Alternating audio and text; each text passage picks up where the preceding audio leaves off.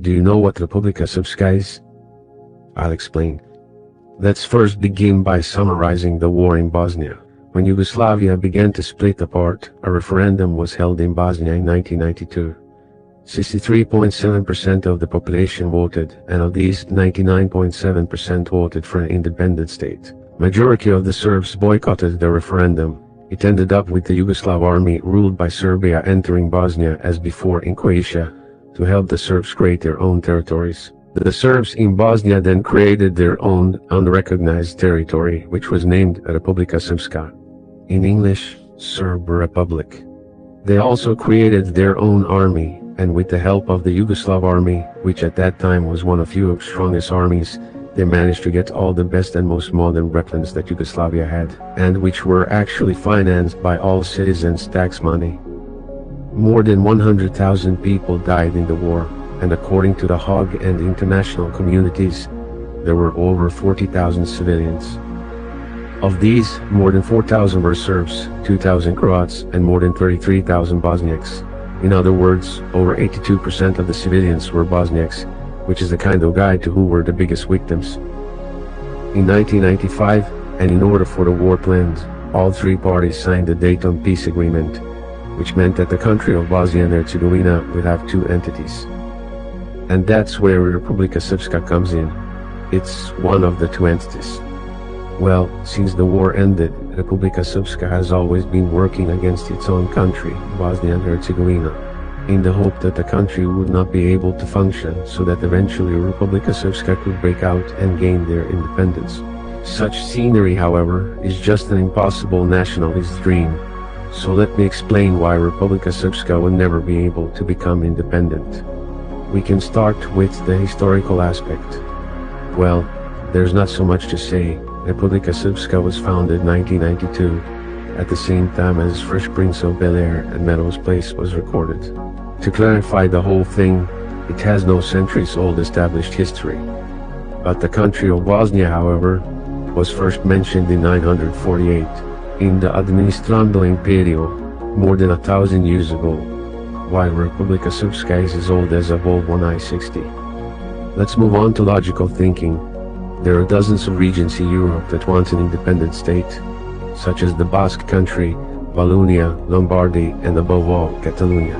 If Catalonia, that has been striving for independence for hundreds of years, and with a GDP of over 220 billion euros, which is more than all the countries of the former Yugoslavia combined, cannot gain independence, how will then Republika Srpska, where the average salary is 500 euros a month, manage to do so?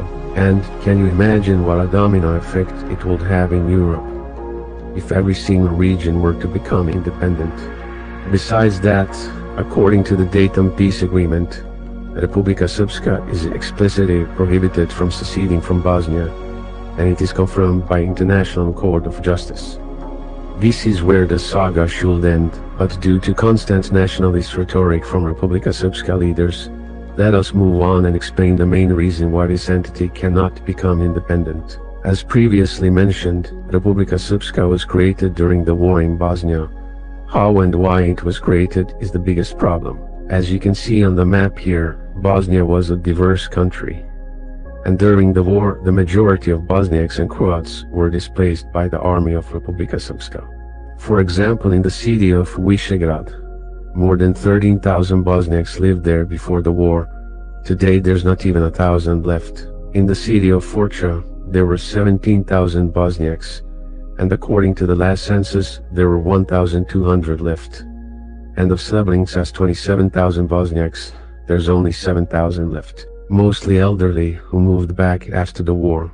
Even in the northern part, the majority were displaced. Polish demographer Eva Tabu used the northern Bosnian region of Prijedor as an example of dramatic demographic change. She said that the percentage of Bosniak population dropped from 42.6% before the war to just 1% in 1997. And in the largest city in Republika Srpska, Banja Luka, more than 75,000 Bosniaks and Croats were expelled, even though that the city did not have a day of war.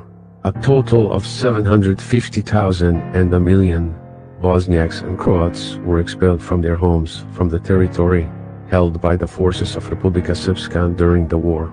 Do you recognize the pattern for this whole situation? Ethnic cleansing.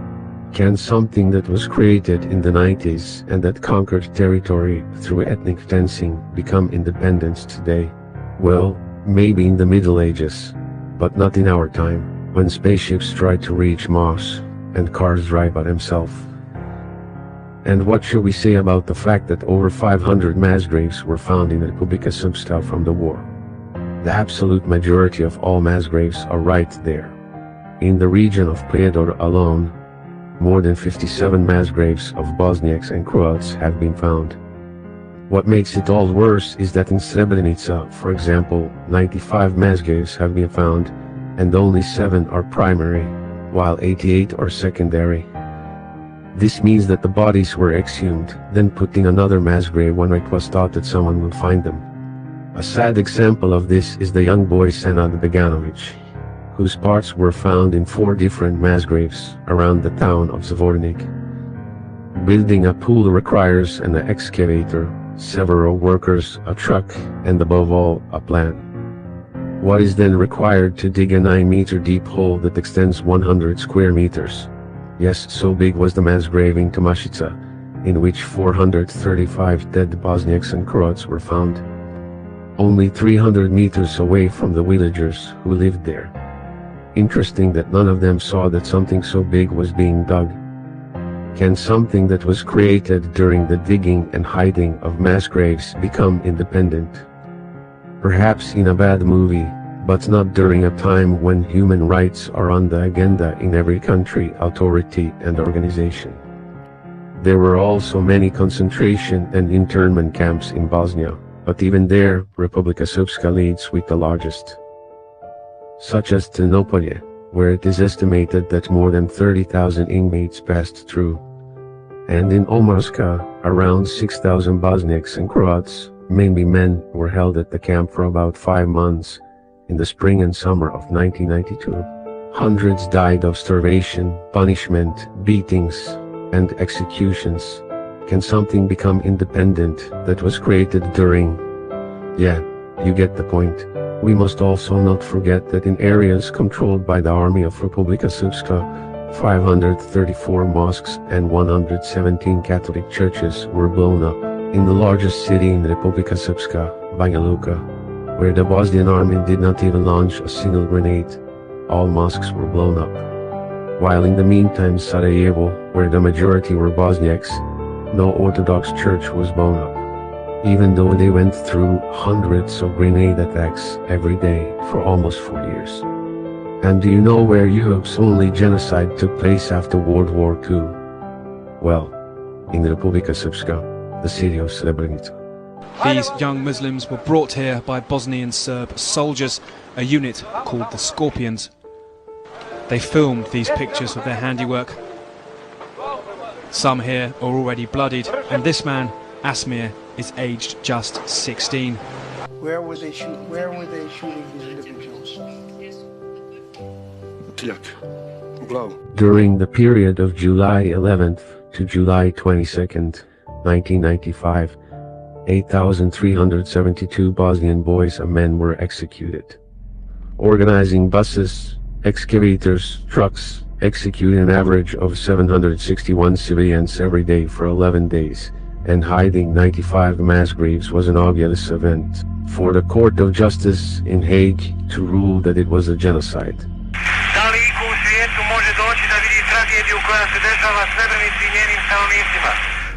And Srebrenica was not only a base where thousands of people were killed. Executions took place all over Republika Srpska. In fact, the 6 worst massacres in the Bosnian War took place right there. In Prijedor, 3,000 to 4,000 were killed. In Foča, over 2,700. In Visegrad, 2,000 to 3,000. And in the capital Sarajevo itself, more than 12,000 people were killed during the siege. What happened in Republika Srpska during the period 92 to 95 is a shameful stain on the UN's suit. The outside world was numb when Milan Dukic in Visegrad murdered hundreds of civilians. The outside world was numb when Sarajevo, a capital in the heart of Europe, was besieged by Republika Srpska's army and shattered for 1,425 days.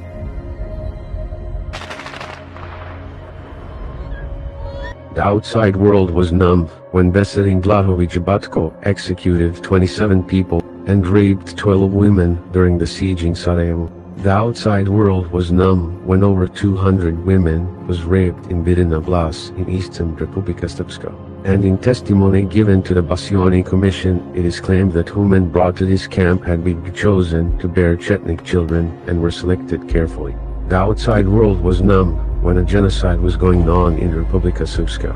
And today, I do not think anyone in the outside world will dare to be numb and recognize the independence of Republika Srpska, who will be so emotionless to reward independence after all those tragedies. In the Hague Tribunal for War Crimes, Serbian war criminals were sentenced to more than 1,038 years in prison.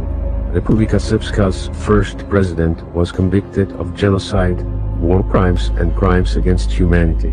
Republika Srpska's Supreme General was found guilty of 10 charges, 1 of genocide, 5 of crimes against humanity, and 4 of violations of the laws or customs of war. General Mladić, poslanik je tu, samo nema srpskog življa mnogo, da ne mogu da spavaju, da razlučimo pamet njihovu.